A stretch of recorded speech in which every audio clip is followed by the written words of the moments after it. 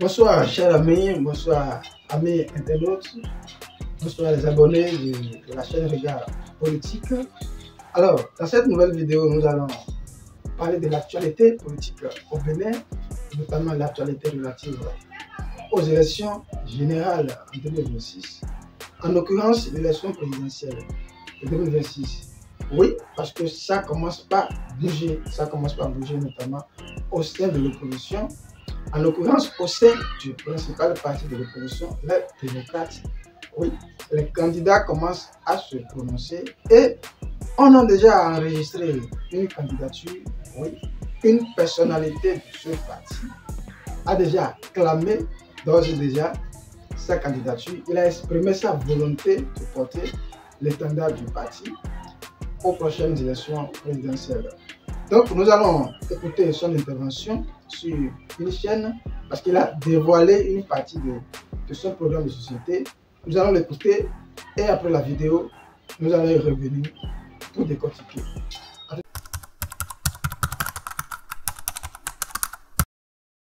Vous pensez à ce que moi je pense que nous pourrions voir. Peut-être que je suis allé un peu trop vite en besogne sur le terrain du sport et que votre apport serait utile. Et c'est comme ça qu'on a la possibilité de se jauger mutuellement et savoir qu'est-ce que je peux être comme intérêt pour vous et qu'est-ce que vous pouvez être comme intérêt pour moi. Donc, je préfère encore ce type d'anecdote plutôt que les procès d'intention qui sont faits parce que l'un d'entre vous, et je vous fais la confidence, que beaucoup souhaitent comme soutien au sein du parti dans leur expérience pour la candidature.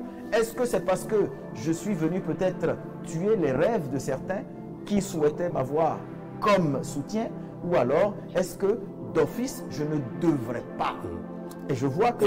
Oui, à votre niveau, quelle conclusion vous tirez? Ah non, quand vous observez, je suis très flatté par la réflexion qui est en train de se mener autour. À la limite, je considère que 100 membres du bureau d'un parti ne sont pas plus importants que 101 électeurs. Ils ne sont pas plus importants que 500 militants. Ils ne sont pas plus importants que l'opinion publique, même si c'est en l'occurrence eux qui ont la possibilité de décider.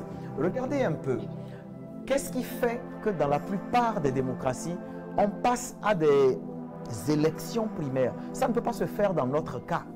C'est-à-dire que le militant ne peut pas être sollicité directement pour le faire. C'est parce que justement, on part du principe que même s'il y a des personnes qui ont été présidentes de la République au sein du parti, il y a 5 ans, les réalités d'il y a 5 ans ne sont peut-être pas les mêmes aujourd'hui.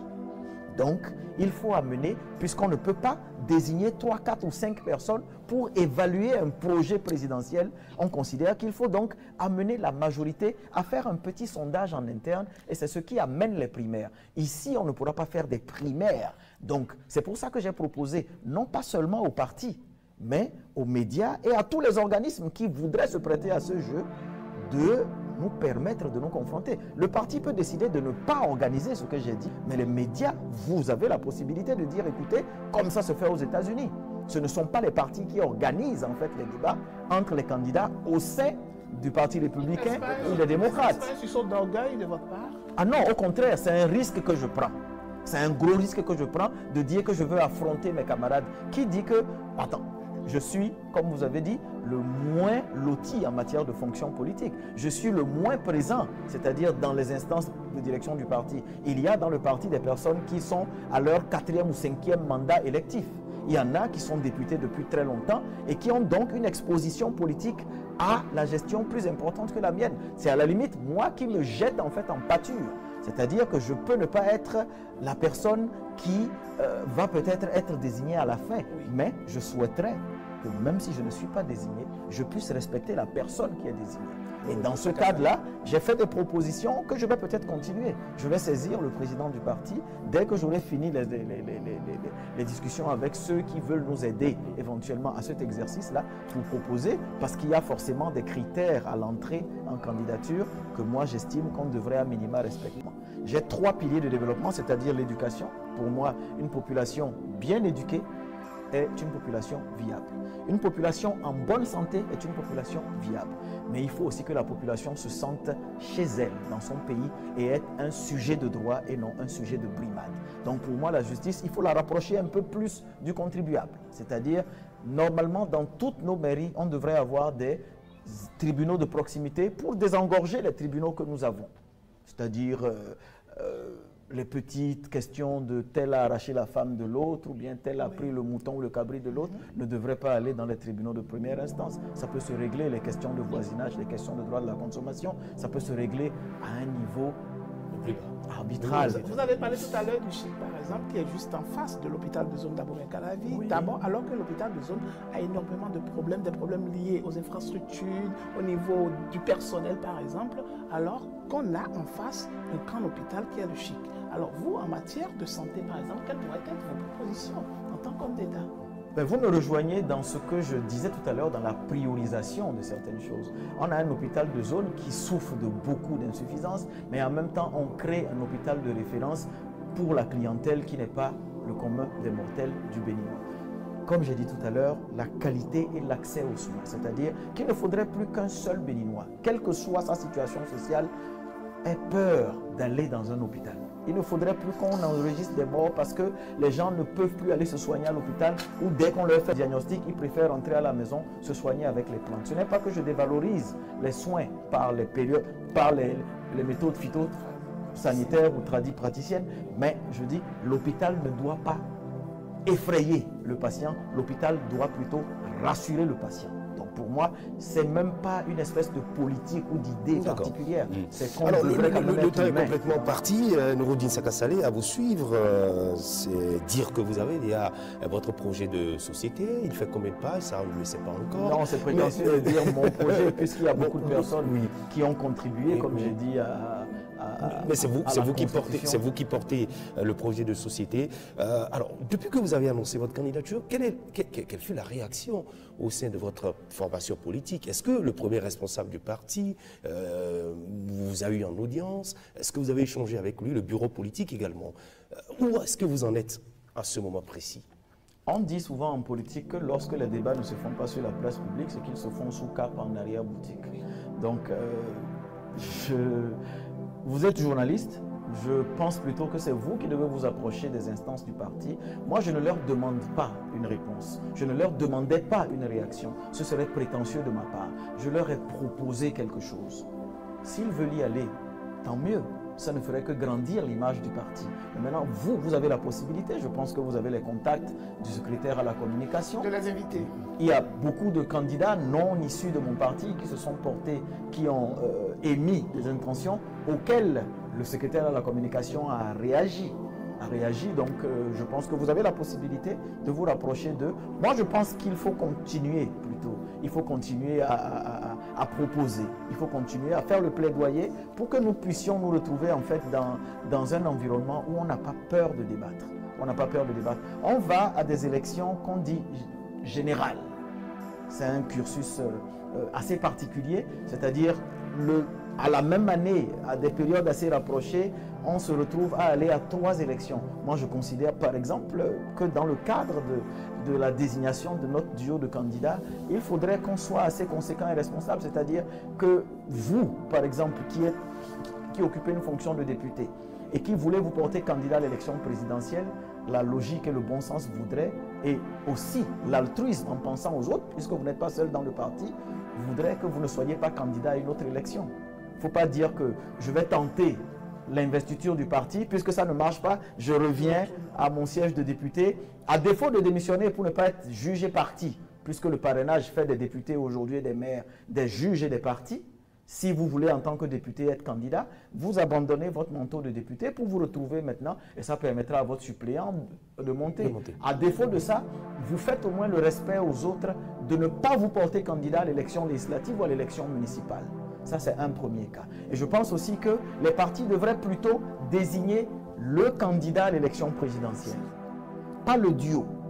Vous désignez le candidat à l'élection présidentielle, à charge maintenant pour lui ou elle, une fois désigné, de vous proposer ou dans la liste de ceux qui avaient été aspirants, ou alors dans la liste de ceux que lui-même ou elle-même considère comme aptes à le faire, parce que rien ne dit que c'est seulement parmi ceux qui ont posé les candidatures que les meilleurs profils sont.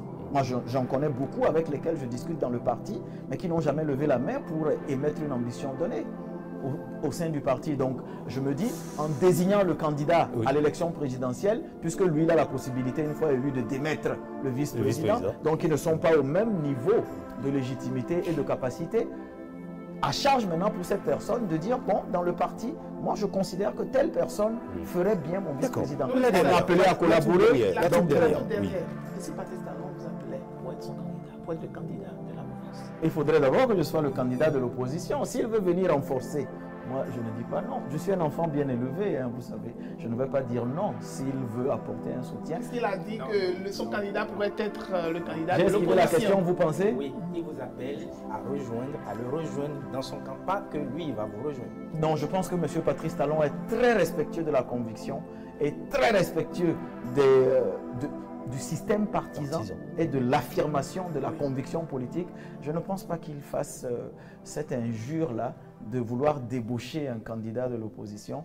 Mais en même temps, vous êtes en train de mettre une pression indirecte à mon parti politique. C'est pas très Pour gentil. le moment, vous êtes encore candidat du parti. Je suis aspirant candidat. Aspirant, exactement. Attendez qu'il me rejette avant de Et donc, parler vous êtes de... encore ouvert également sur le plan politique. Donc, Patrice Talon peut également vous appeler. Je préfère parler aux électeurs et aux militants du président Patrice Talon que de parler au président Patrice Talon, parce que les militants d'un parti et les sympathisants ne feront jamais suffisamment de voix pour élire un président de la République.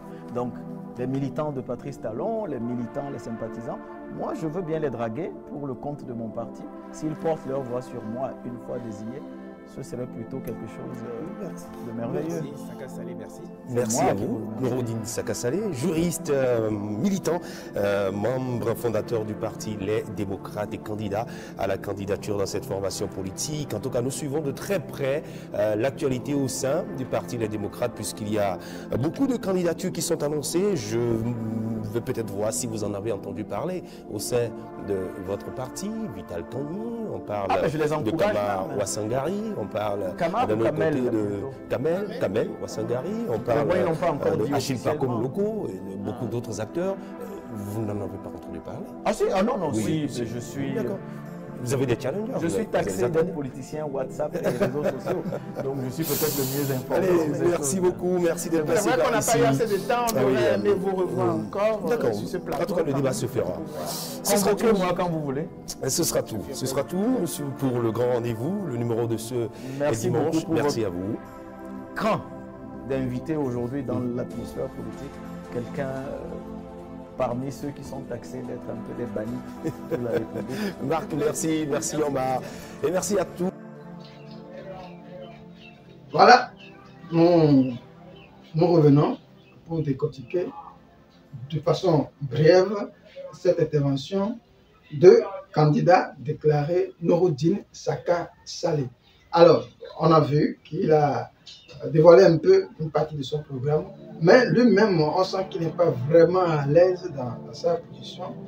Certes, c'est un membre du parti, mais il est conscient qu'il n'est pas vraiment trop apprécié par les dirigeants du parti, ou bien par une partie des sympathisants et des adhérents du parti, notamment, surtout grâce à ces prises de position qui n'épargnent pas souvent le parti, parce qu'il faut le dire clairement, hein, dans certaines prises de position sur certains sujets, Nouroudine Saka Saleh n'hésite pas à critiquer les responsables du parti. Donc, on verra ce que ça va donner, on verra comment les dirigeants du parti vont s'organiser pour désigner en leur sein le candidat, le duo qui va les représenter.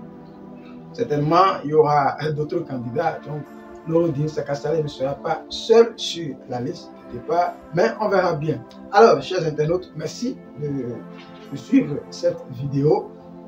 N'oubliez pas le geste utile qu'il faut faire. Abonnez-vous à la vidéo, abonnez-vous à la chaîne, plutôt abonnez-vous à la chaîne et activez la cloche de la notification parce qu'il y aura beaucoup d'autres vidéos, notamment sur l'actualité liée à l'élection présidentielle, puisque nous tendons vers cet événement et il y aura beaucoup de vidéos réalisées. Donc, activez la cloche de la notification pour être au courant, d'accord, de toutes les nouvelles vidéos que nous allons poster. Alors, chers amis, je vous dis merci et à la prochaine.